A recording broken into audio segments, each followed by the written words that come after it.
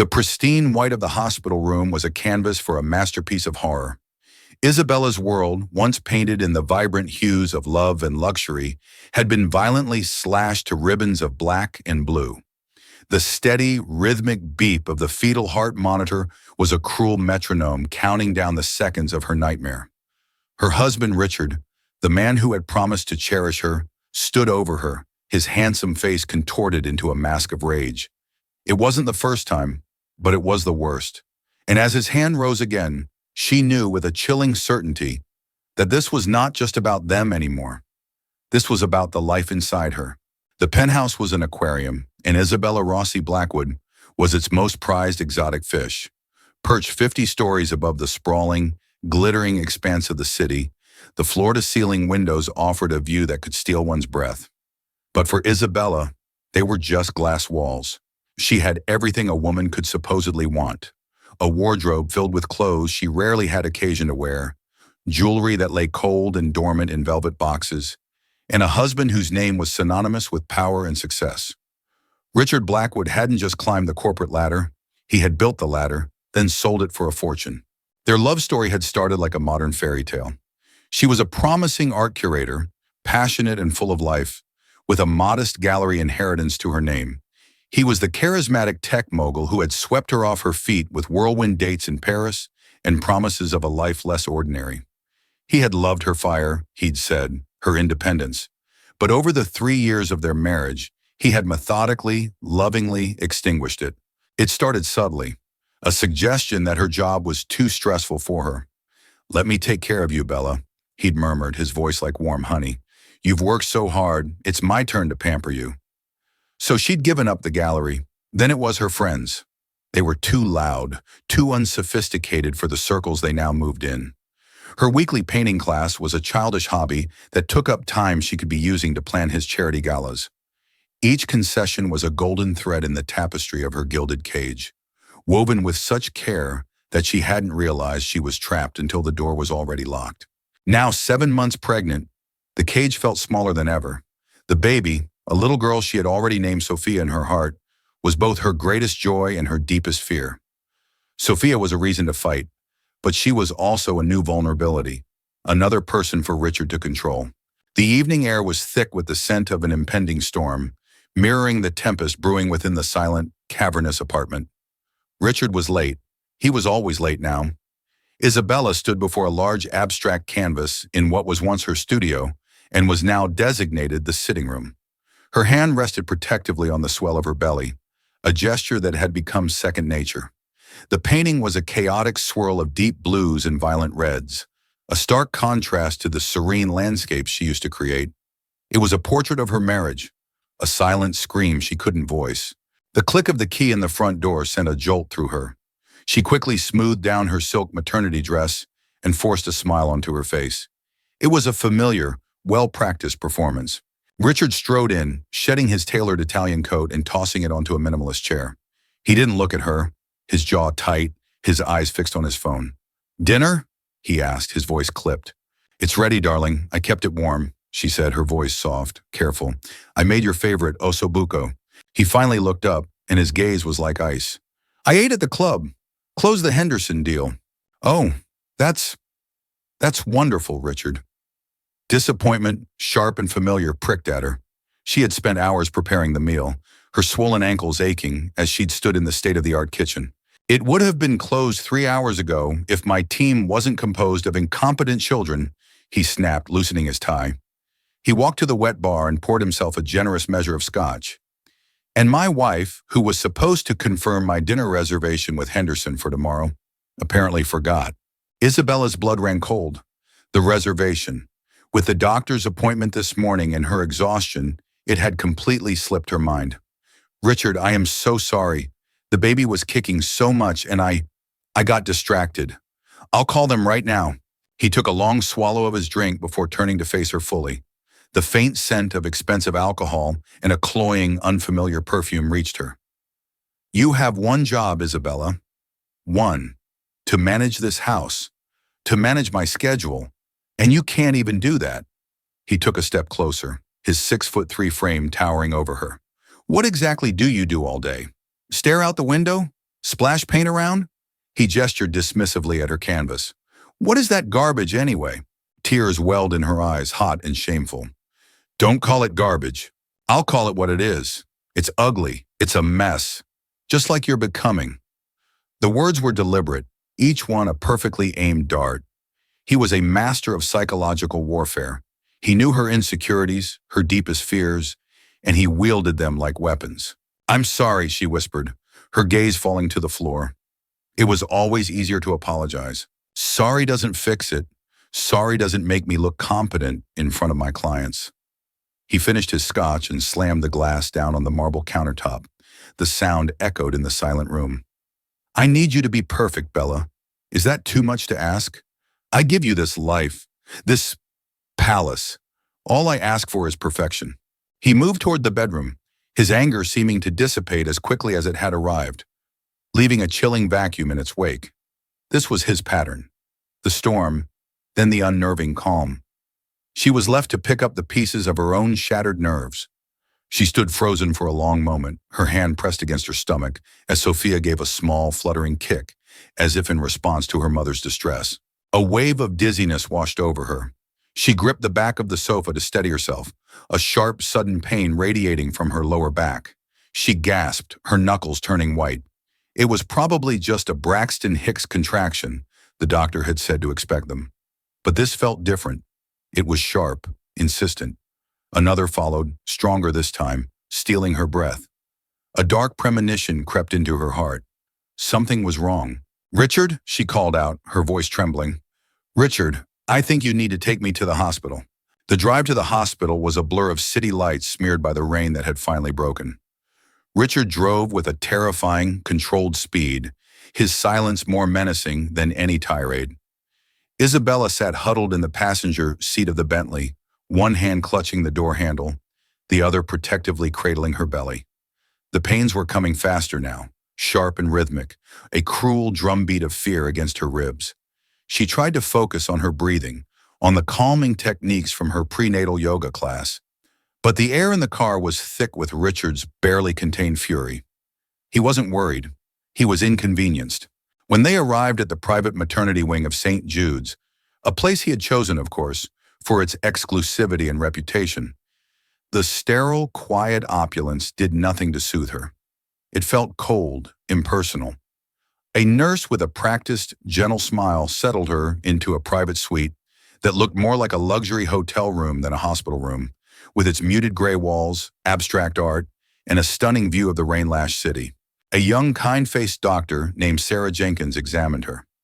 Well, Mrs. Blackwood, she said, her voice soft but professional, it seems you're in preterm labor. We're going to do everything we can to stop the contractions, but we need to be prepared. We'll start you on a magnesium sulfate drip. It should help relax the uterus. The word sent a fresh wave of panic through Isabella. Preterm labor. It was too soon. Sophia wasn't ready. Richard stood by the window, his back to them, looking out at the city as if the drama unfolding behind him was a tedious play he was being forced to watch. Is the baby okay? Isabella asked, her voice a raw whisper. Her heartbeat is strong and steady. Dr. Jenkins reassured her, offering a small smile. That's a very good sign. For now, we just need you to rest and let the medication do its work. As the nurse hooked up the IV, the magnesium sulfate began to drip into her veins, making her feel flushed and strangely heavy, as if her limbs were made of lead. The contractions began to ease slightly, their sharp peaks softening into dull, rolling aches. Dr. Jenkins and the nurse left, promising to check on her frequently. The silence that descended on the room was deafening. The only sounds were the soft beep of the heart monitor and the drumming of the rain against the window. Preterm labor, Richard finally said, turning from the window. His face was unreadable, his voice devoid of emotion. Another thing to go wrong. Did you do something you weren't supposed to? Lift something? Stress yourself out over that ridiculous painting? Isabella stared at him, bewildered. The accusation, so callous and immediate, was breathtaking. No, Richard, of course not. The doctor said this sometimes just happens. With you, things always just happen, he sneered, walking slowly towards the bed. Dropped wine on the new rug, a fender bender in my car. Now you can't even carry our child properly. It's a pattern of incompetence, Isabella. Her heart, already pounding with fear for her baby, now hammered with a different kind of terror. The look in his eyes was one she knew all too well. It was the look he got before the carefully constructed facade of the perfect husband crumbled, revealing the monster beneath. "Richard, please," she begged, her voice cracking. "Not now. Please, don't do this here." The medication made her feel weak, defenseless. She was tethered to the bed by tubes, a prisoner in a white-walled cage. "Don't do what?" he asked, his voice a low, dangerous purr. He stopped at the foot of her bed. "Don't point out the truth. You're so fragile. I provide you with a stress-free life, the best doctors, the best food, and you still manage to fail. This isn't a failure. This is our daughter, Richard. She needs us to be calm. She needs a mother who isn't a weak, hysterical mess," he shot back. He moved closer, his shadow falling over her. She could smell the scotch on his breath again. He must have had a flask in his coat. Everything was perfect. The Henderson deal, the new acquisition, everything was lining up. And you have to ruin it with this drama. He reached out and grabbed the chart hanging from the foot of the bed, his knuckles white. He scanned it, his lip curling in a sneer. Magnesium sulfate. Pathetic. He tossed the chart onto the chair, the clatter making her flinch. "Richard, stop it. You're scaring me." "Am I?" He leaned in closer, his voice dropping to a whisper.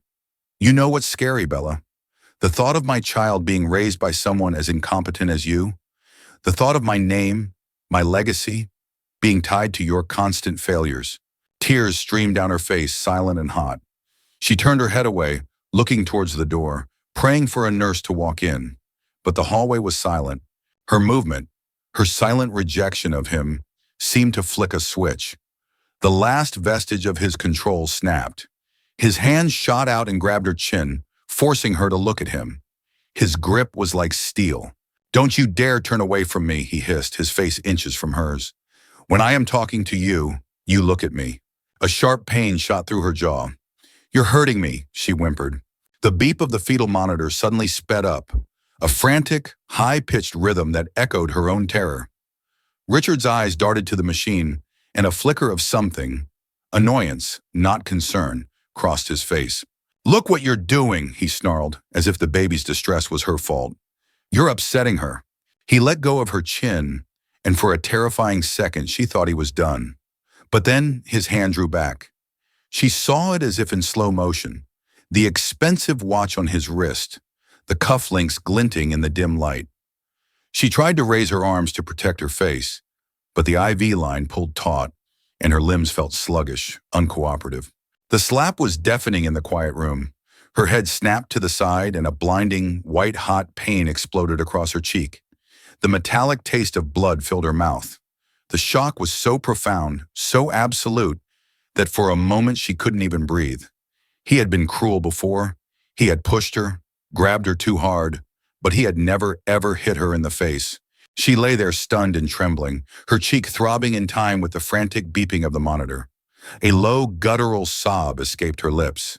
Richard stood over her, breathing heavily, his chest rising and falling. He looked down at his own hand as if it were a foreign object. For a fleeting moment, a flicker of what looked like regret crossed his face. But it was gone as quickly as it came, replaced by a cold, defensive fury. "You made me do that," he whispered, his voice shaking with a rage that was all the more terrifying for its quiet intensity. "You pushed me." He was turning to say more when the door to the suite opened. Standing in the doorway was her father, Michael Rossi. He was holding a small bouquet of flowers and a teddy bear. His face, usually so warm and gentle, was frozen. His eyes took in the scene in an instant. Isabella, crying, holding a hand to her face, the frantic beeping of the monitor, and Richard standing over her like a predator. The flowers and the teddy bear fell from his slackened grip, hitting the polished floor with a soft, sickening thud. Michael Rossi was a man who had built a life and a small fortune on a foundation of patience and concrete. In his years running a successful construction company, he had learned that the most formidable structures weren't built with hasty anger, but with meticulous planning and unshakable resolve. He was 65, with hands calloused from work he hadn't needed to do himself for 30 years, and a calm, steady gaze that had unnerved union bosses and city inspectors alike. To Richard Blackwood, he was just a simple, retired contractor, a doting, slightly old-fashioned father from a bygone era. Richard had never bothered to look any deeper. That was his first and last mistake. The tableau Michael walked in on seared itself into his memory. The clinical smell of the hospital, the insistent, panicked rhythm of the heart monitor, the sight of his daughter, his only child, the center of his world, cradling her face while her husband loomed over her, and the look in Richard's eyes. It was not the look of a concerned husband. It was the possessive, contemptuous glare of an owner whose property had just misbehaved. For one single white-hot second, Michael Rossi felt a primal urge he hadn't experienced since he was a young man in a much rougher, more dangerous business. An urge to cross the room in 3 strides and tear Richard Blackwood apart with his bare hands. He could feel the phantom sensation of bone giving way beneath his knuckles. But then decades of discipline slammed down like a steel gate. Rage was a wildfire, destructive and uncontrollable. What was needed now was ice, cold, precise, and utterly relentless. His face, which had been frozen in shock, settled into an unnerving calm. He met Richard's startled, arrogant gaze, and his own eyes became flat, dark, and hard as granite. He said nothing.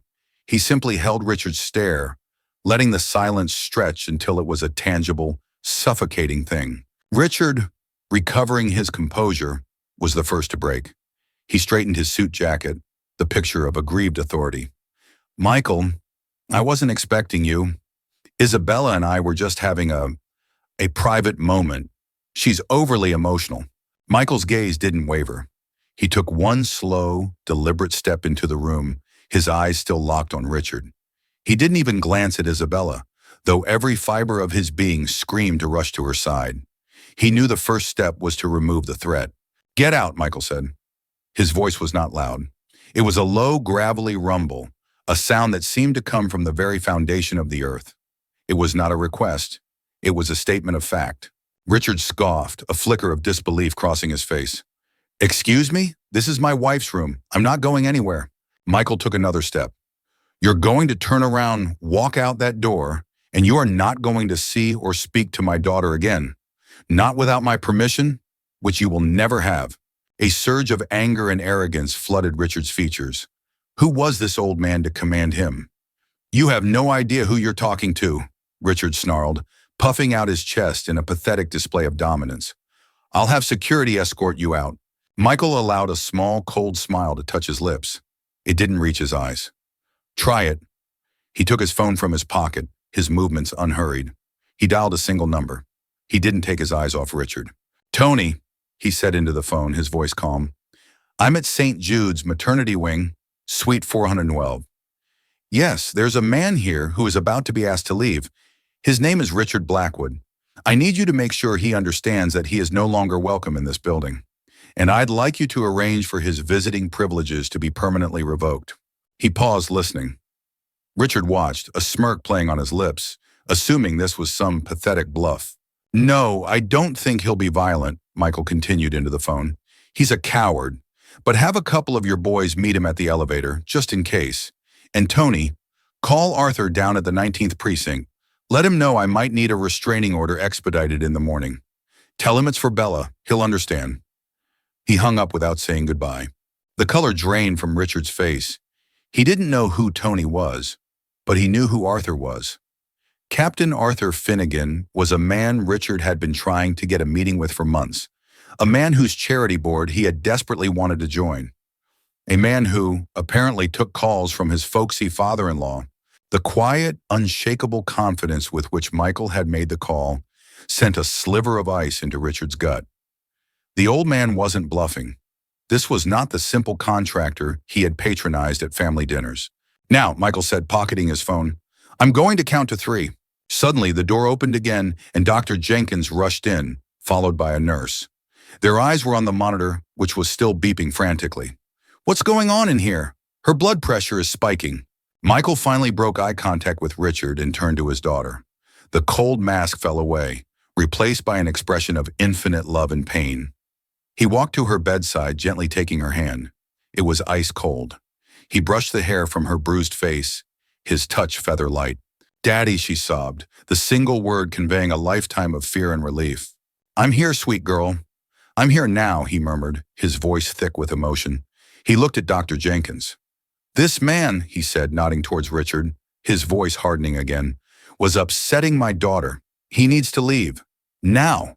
Dr. Jenkins looked from Michael's resolute face to Richard's sputtering indignation. "Mr. Blackwood, for the sake of your wife and child, I think it's best if you wait outside." Cornered, humiliated, and for the first time genuinely unnerved, Richard glared at Michael.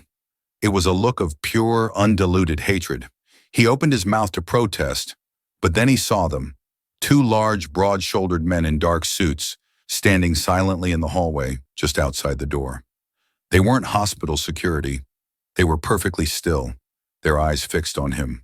Without another word, Richard turned and strode out of the room, his fists clenched at his sides. Michael watched him go, his expression unreadable. He then turned his full attention back to Isabella. The nurse was adjusting the IV drip, and Dr. Jenkins was speaking to her in low, calming tones.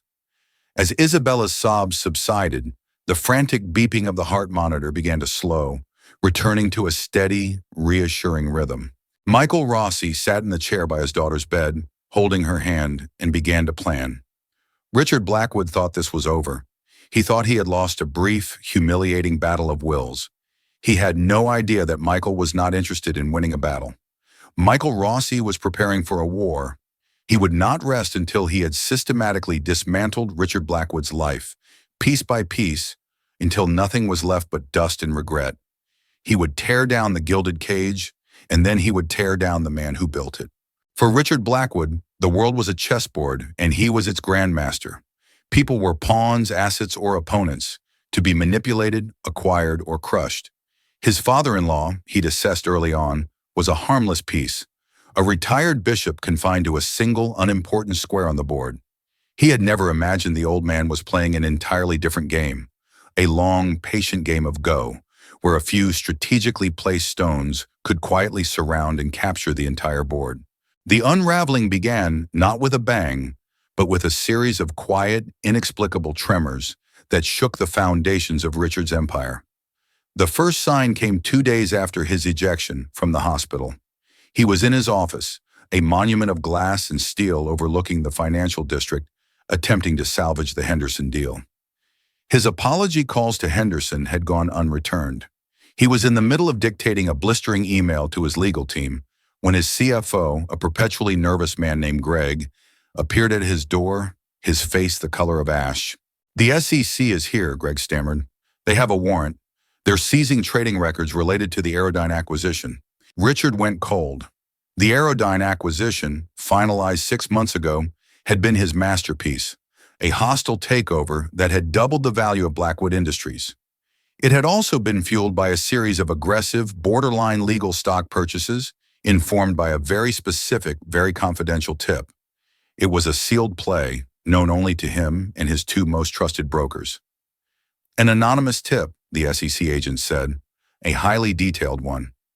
Richard spent the rest of the day watching stone-faced agents pack away his company's financial soul into cardboard boxes. The next stone was placed a week later. Richard was a man who lived and died by his reputation. He cultivated an image of a ruthless but brilliant innovator and a dedicated philanthropist. He sat on the board of the Children's Health Foundation, a position he'd secured with a 7-figure donation. It was the crown jewel of his public persona. He received a call from the board's chairman, a stern, old-money patriarch named Charles Hemingsworth. "Richard," Hemingsworth said, his voice dripping with disapproval, "we're calling an emergency meeting of the board this afternoon. In light of certain disturbing allegations that have come to our attention, we feel it's best if you tender your resignation immediately." "What allegations?" Richard demanded, his voice rising. "This is slander. Who is making these claims?" "My source is unimpeachable," Hemingsworth replied coolly. "He also happens to be a founding member of this foundation, though he has preferred to remain anonymous for years. He made it quite clear that either you go or he withdraws his family's endowment. That's a $30 million endowment, Richard. The choice is yours, but I suggest you don't make us choose for you." The line went dead. The source, Richard knew in his gut, had to be Michael. But how? How did a retired contractor have the ear of Charles Hemmingsworth? Meanwhile, Michael Rossi sat not in an office, but at the simple oak table in his suburban home. The house was comfortable, unpretentious, the kind of place Richard would have sneered at. In front of him was not a computer, but an old leather-bound address book, its pages filled with names written in his neat, block handwriting. These were the stones for his game. Men he had worked with, done favors for, and built relationships with over 40 years. Men who owed him. Tony, the man from the hospital, was Antonio "Tony the Bull" Moretti. Before he owned the city's most high-tech and discreet private security firm, he had been a hot-headed kid from Michael's old neighborhood. Michael had taken him under his wing, given him a job on a construction site, and later co-signed the loan for his first business venture. Tony's loyalty was absolute. The unimpeachable source who spoke to Hemmingsworth was Michael's oldest friend, a quiet, unassuming man named Ben. Ben's father had started the Children's Health Foundation 50 years ago. Michael and Ben had grown up together, their bond forged long before money and power entered the picture. All it took was one phone call. "Benny, it's me. I need to ask you for something. It's about Bella." The next attack came from the press. Richard had carefully curated his relationship with the media, using a high-powered PR firm to plant stories of his genius and generosity. Suddenly, the narrative shifted. A tenacious investigative journalist from a major financial paper published a scathing expose on the working conditions at one of Blackwood Industries' offshore manufacturing plants. The story was filled with damning, on-the-record quotes from disgruntled former employees, details of safety violations, and evidence of falsified compliance reports. Documents Richard had believed were buried forever. The journalist had gotten her tip from a woman named Maria. 20 years ago, Maria had been Michael Rossi's bookkeeper. Now her son, a brilliant but struggling lawyer, ran a small firm specializing in labor rights. Michael had called Maria, and Maria had called her son. Michael had paid all the legal fees and provided protection for the whistleblowers. Richard was hemorrhaging money and respect. His stock price plummeted. His allies in the business world grew distant, their calls suddenly harder to connect. The whispers at the club, the sideways glances at cocktail parties, he could feel the walls of his kingdom crumbling. He was trapped in a nightmare of 1,000 cuts, unable to identify the hand that held the knife, even though he knew. He just couldn't comprehend the how. He had underestimated the simple power of a lifetime of loyalty, of favors given without expectation of return, of friendships that ran deeper than any bank account. While Richard's world burned, Isabella's was being quietly rebuilt. Michael had moved her into his home as soon as the doctors gave the all clear. The magnesium drip had worked, stopping the labor. She was on strict bed rest, but for the first time in years she felt safe. The house was filled with the scent of her mother's old rose garden and the sound of wind chimes on the porch. Her father brought her meals, read to her, and simply sat with her, his quiet presence a balm on her raw nerves. He never spoke of what he was doing to Richard. He didn't need to. Isabella saw it in the grim set of his jaw when he took a call in the other room, in the exhaustion that sometimes shadowed his eyes. One evening, as he fluffed her pillows, she reached out and took his hand. "Daddy," she said softly, "be careful." He looked at her, his eyes full of a fierce, protective love. "The only thing I was ever careless about, Bella, was you," he said, his voice thick with regret. "I was so proud of you, so happy you'd found this successful, charming man, that I stopped looking. I didn't see the cage he was building around you. I will never make that mistake again." He squeezed her hand. "He built his world on money and fear. That's just sand and smoke. I'm just showing him what a real foundation looks like." Richard Blackwood had always believed that power was a fortress. Its walls were built of money, its moats filled with influence, and its gates guarded by fear. For years he had reigned from within, untouchable. He had never considered that a fortress could be dismantled from the inside out, its foundations methodically turned to dust by an enemy who refused to play by his rules. The downfall was not a sudden, dramatic collapse, but a slow, agonizing slide into oblivion. It was the death of 1,000 cuts, each one small and seemingly insignificant, yet collectively fatal. After the SEC raid and his ousting from the charity board, a palpable sense of paranoia began to seep into the cracks of his composure. The world, once his oyster, now felt hostile, lined with hidden barbs.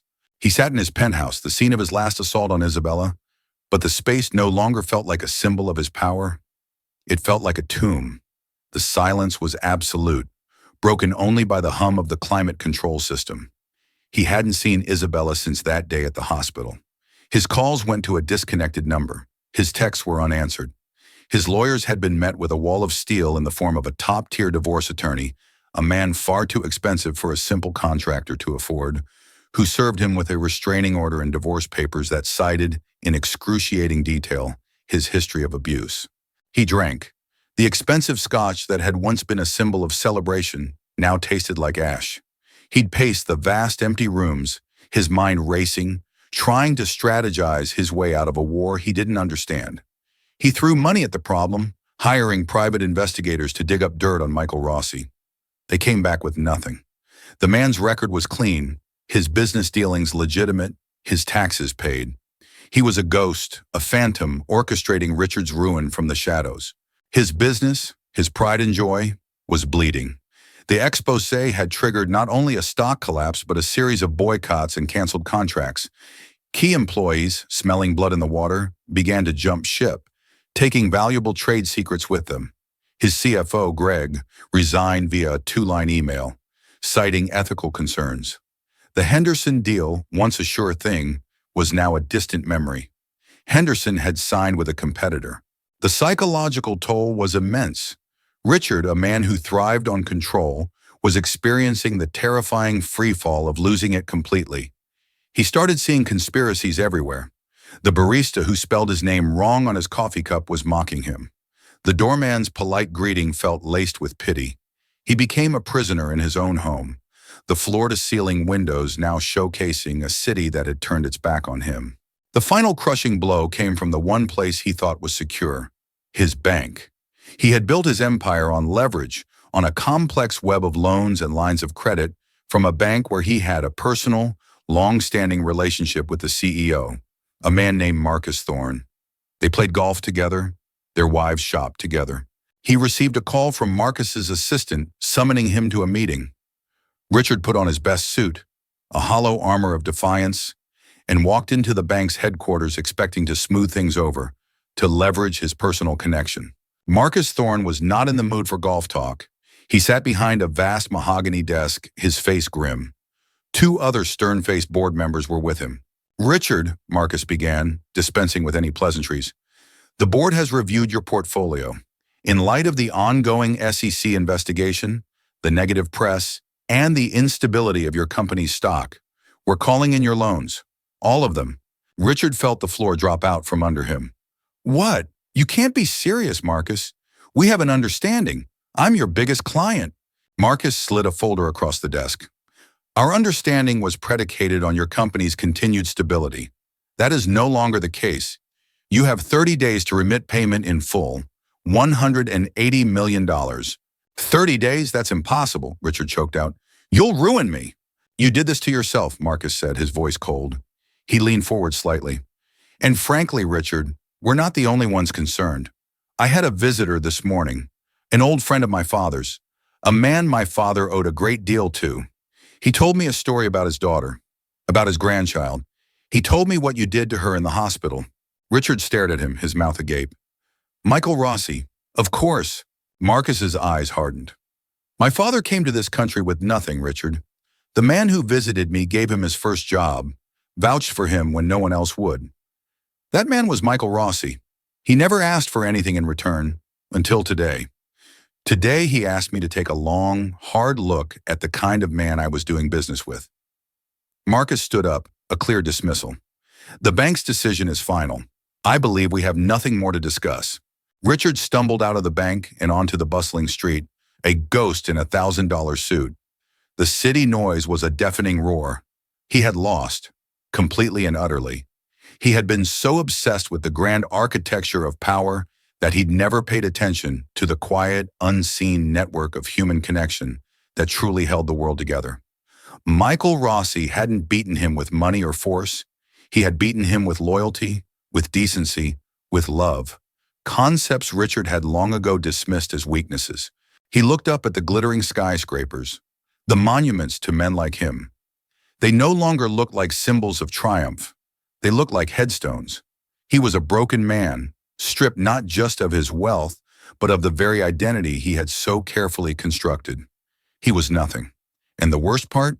He had no one to blame but himself. While the edifice of Richard's life was being systematically demolished, Isabella was quietly laying the foundation for a new one. The initial days at her father's house were a blur of sleep, grief, and fear. She was a ship wrecked on a foreign shore, the violent storm of her marriage having finally tossed her to a place of safety. The bed rest, initially a medical necessity, became a cocoon. In the quiet of her childhood bedroom, surrounded by faded photographs of a smiling girl with paint-stained fingers, she began the painful process of mourning the man she thought she had married and the life she had once believed was perfect. Her father was her anchor. He never pushed her to talk, but he was always there, a steady, reassuring presence. He brought her books, put on old movies they used to watch together, and sometimes he would just sit in the armchair by her window, reading the paper while she slept. His quiet strength gave her permission to be weak, to fall apart in the safety of his love. The first step towards healing was a phone call. Michael had gently suggested she speak to someone, a therapist named Dr. Eris Thorne, a cousin of the banker, a woman renowned for her work with trauma survivors. Isabella had resisted at first, the shame of what she'd endured making it difficult to voice her story. But finally she agreed. Dr. Thorne didn't offer platitudes or easy answers. She had a calm, direct manner that cut through Isabella's defenses. Through secure video calls from her bed, Isabella began to unravel the tangled knot of her marriage. For the first time, she said the words out loud. He abused me. She spoke of the subtle manipulations, the gaslighting, the isolation, and finally the physical violence. Each session was exhausting, like lancing a wound, but with each confession, a little of the poison was released. Isabella, Dr. Thorne said one afternoon, victims of this kind of psychological control often lose their sense of self. He spent years defining your reality for you. The task now is to rediscover your own. The words resonated deeply. Richard had hollowed her out, leaving only a beautiful, empty shell. Who was Isabella Rossi without him?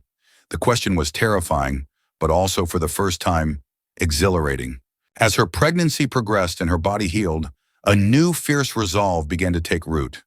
It was fueled by the tiny, insistent kicks of her daughter. Sophia deserved more than a broken mother. She deserved a warrior. Isabella started to paint again. Her father, without a word, had converted a spare sunroom into a small studio for her, stocking it with the finest canvases and oils. At first, her hands trembled, the creative spark she once had feeling like a distant memory. Her initial canvases were dark and chaotic, much like the ones she'd been working on in the penthouse. They were filled with jagged lines and furious, clashing colors. It was a messy, painful, but necessary exorcism of her trauma. One day, as she stared at another canvas of rage, she felt Sophia give a strong, rolling kick. She looked down at her belly, and a slow smile spread across her face. She picked up a fresh canvas and began to sketch. This time, there were no dark colors. She painted with soft pinks, gentle yellows, and hopeful blues. She painted a nursery, a crib bathed in moonlight, a mobile of tiny smiling stars. She was no longer painting her past. She was painting her future. The legal battle was another mountain to climb. Her lawyer, a sharp, empathetic woman named Catherine, guided her through the process. Reviewing her financial records, Catherine discovered that Richard, in his arrogance, had put nearly all his assets in both their names to project an image of a unified power couple. It was a fatal mistake on his part. Isabella, the woman he had treated as a decorative object, was legally entitled to half of his crumbling empire. "We're not just going for the standard settlement, Isabella," Catherine told her, her eyes glinting with determination. "We are going for everything he took from you. We're going to reclaim your financial independence so that you and your daughter will never have to depend on anyone again." Empowered by Catherine's confidence and her own growing strength, Isabella took an active role in the proceedings. She provided detailed accounts of Richard's financial dealings she'd overheard, memories she had dismissed as unimportant at the time. She was no longer a passive victim in her own life story. She was the author of her next chapter. The day she signed the final divorce papers was a quiet, momentous occasion. She sat at her father's oak table, the same place he had planned Richard's demise, and signed her name, Isabella Rossi, not Blackwood. With a simple stroke of a pen, she severed the final tie to her abuser. A profound sense of lightness washed over her, as if a physical weight had been lifted from her shoulders. That evening, she walked out into the garden, the cool evening air on her face. The first stars were beginning to appear in the twilight sky. She placed both hands on her belly, feeling the strong, steady presence of her daughter. She wasn't the same woman who had walked into that hospital months ago. The gilded cage was gone, and in its place was a wide-open sky. The scars were there. She knew they would always be a part of her, but they were no longer gaping wounds. They were reminders of a battle she had survived. She was Isabella Rossi, a painter, a survivor, a mother, and she was finally, breathtakingly, free. The end came, as it often does, not on a battlefield, but in a quiet, sterile room. It was a lawyer's conference room, a neutral space of polished mahogany and muted gray walls. Richard had been forced into this final meeting by his own legal team, who had made it brutally clear that he had no cards left to play. His assets were frozen, his company was in receivership, and the SEC was preparing to file criminal charges. This was not a negotiation. It was a surrender. He arrived looking like a ghost of his former self. His expensive suit hung on a frame that had lost 20 pounds. His face was gaunt, his eyes hollow and bloodshot, circled by the dark rings of sleepless nights and too much alcohol. The swagger was gone, replaced by a twitchy, hunted energy. He sat at one end of the long table, a man stranded on a desert island of his own making. Isabella entered the room with her father and her lawyer, Catherine. She had debated for days whether to come, whether she could bear to see him again. But she knew she had to, not for him, but for herself. She needed to face the monster, not in a hospital bed or a luxurious prison, but on her own terms, standing on her own 2 feet. She was 8.5 months pregnant now, radiant and full of life. She wore a simple, elegant blue dress that didn't hide her swollen belly, but celebrated it. Her face was serene, her eyes clear and steady. When her gaze met Richard's across the table, he was the one who flinched and looked away. The power dynamic, the one he had so brutally enforced for years, had irrevocably, completely inverted. The lawyers began their dry recitation of terms and clauses, the legal language a thin veil over the raw human drama. Richard was to sign over a majority of the remaining liquid assets, the penthouse, and relinquish any and all claims to the company he had built. He would be left with a fraction of his former wealth, enough to live on, but not enough to ever wield power again. He was also to have no contact with Isabella or the child ever. A permanent restraining order would be put in place. Richard sat silent through most of it, his hands trembling slightly. But when the lawyer mentioned the finality of the no-contact order, something inside him snapped. "Bella," he said, his voice raspy, ignoring the lawyers. He looked directly at her, his eyes pleading. "Bella, please, not the baby. She's my daughter too. Don't take my daughter away from me." Isabella met his gaze without fear.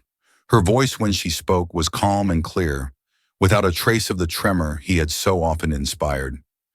"She was your daughter, Richard, on the night you put her life in danger because you were inconvenienced. She was your daughter when you hit her mother while she was tethered to a fetal heart monitor.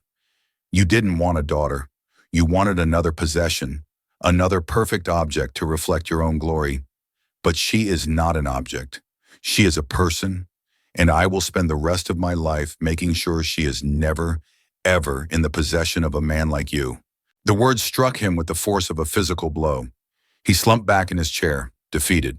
He turned his desperate, hating gaze on the man at the end of the table, the man who had been sitting in silent observation, a statue of quiet resolve.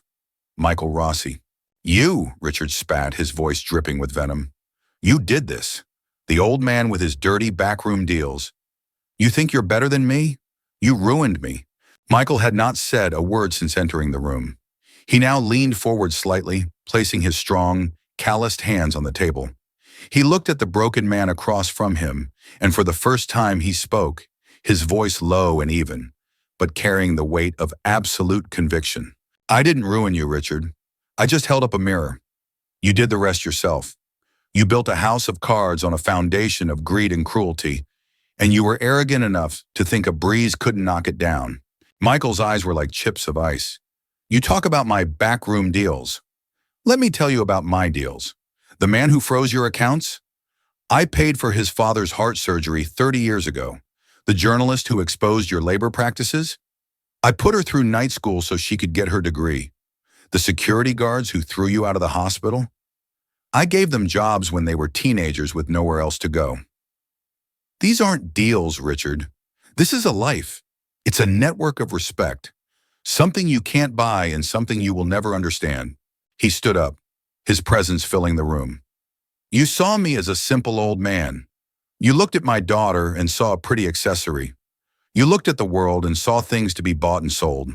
You were blind to everything that mattered. You weren't beaten by some grand conspiracy. You were beaten by a father who loves his daughter. Michael walked around the table and stood behind Isabella, placing a protective hand on her shoulder. Sign the papers, Richard. It's the last decision you'll ever get to make in our lives. Richard stared at the documents, his face a mask of anguish and impotent rage. He saw the truth in Michael's words, a truth more damning than any legal judgment. He had lost everything because he had valued nothing. With a shaking hand, he picked up the pen and signed his name, the frantic scrawl a pathetic epitaph for a fallen king. As Isabella and her father turned to leave, Richard spoke one last time, his voice a broken whisper. I loved you, Bella. Isabella paused at the door but didn't turn around. No, Richard, she said softly, her voice full of a sad, final clarity. You don't destroy the things you love. Then she walked out of the room and didn't look back, stepping out of the shadow and into the light. The first snow of the season was falling, thick, silent flakes dusting the windows of the sunroom studio. Inside, the air was warm and smelled of linseed oil, turpentine, and something new, baby powder. In the center of the room, bathed in the soft winter light, Isabella Rossi stood before a large canvas. Her hair was tied back in a messy bun, a smudge of cerulean blue on her cheek. The painting was a riot of color and life, a portrait of a sprawling, vibrant garden, not unlike the one outside her window, now sleeping under a blanket of white. It was a painting of hope, of life renewed. In the corner of the room, nestled in a bassinet, lay Sophia Rose Rossi, 1 month old, her tiny chest rising and falling in the peaceful rhythm of sleep. She was perfect. She had Isabella's dark, curly hair, and when she was awake, her grandfather's steady, observant eyes. The birth had been calm and blessedly uneventful, a stark contrast to the terror that had preceded it. Holding her daughter for the first time, Isabella had felt a love so fierce, so profound, it seemed to physically rewire her own heart. Sealing the cracks of the past with something infinitely stronger. Her father came in, holding 2 steaming mugs of tea. He moved with a quietness he had perfected over the last month, ever mindful of the sleeping baby. He handed a mug to Isabella and stood beside her, looking at the canvas. It's beautiful, Bella, he said, his voice soft. It's the best thing you've ever done. She leaned her head against his shoulder, a familiar comfort from her childhood. I feel like I'm seeing in color for the first time in years, Daddy. They stood in comfortable silence for a moment, watching the snowfall. The ghosts of the past year were still there, of course. Trauma doesn't simply vanish. It becomes a part of you, a landscape to be navigated. There were days when a loud noise would make her flinch, or a wave of anxiety would wash over her for no reason at all. But now she had tools to fight back. She had her therapy, her art, and the unconditional love of her family. And most importantly, she had Sophia. She had a reason to be brave that was bigger than her fear. Have you heard anything? She asked quietly. She didn't have to say his name. Michael took a sip of his tea. His company was dissolved. The penthouse sold at auction to pay off his debts. The SEC trial is next spring. He'll likely do time. He said it all as a simple statement of fact, without triumph or malice. It was just the closing of a chapter. Do you ever regret it? Isabella asked, looking into her father's eyes. What you did? Michael was silent for a long moment, his gaze distant. I regret that it was necessary, he said finally. I regret I didn't see him for what he was sooner. I regret every second of pain he ever caused you. He turned to her, his expression serious. But do I regret protecting my family? Do I regret tearing down a man who would hurt my daughter and my granddaughter? No, Isabella. I would do it all again. I would burn the world down for you two. The fierce, unwavering conviction in his voice was the sound of true power. Not the hollow, brittle power that Richard had chased, but the enduring strength of a father's love. Later that afternoon, Isabella bundled a sleeping Sophia into a snowsuit and carried her out to the front porch. The world was hushed and white, clean and new, a fresh start.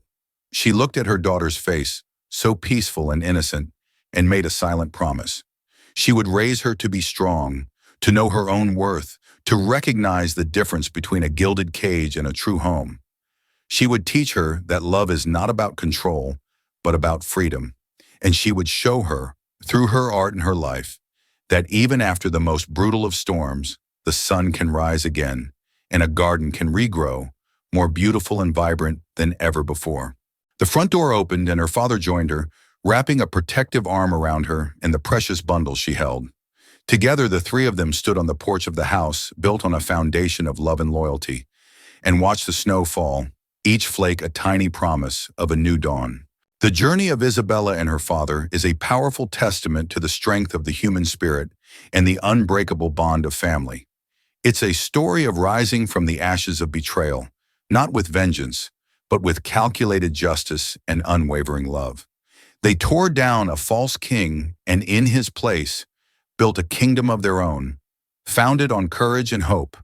If their story of resilience and redemption moved you, please show your support.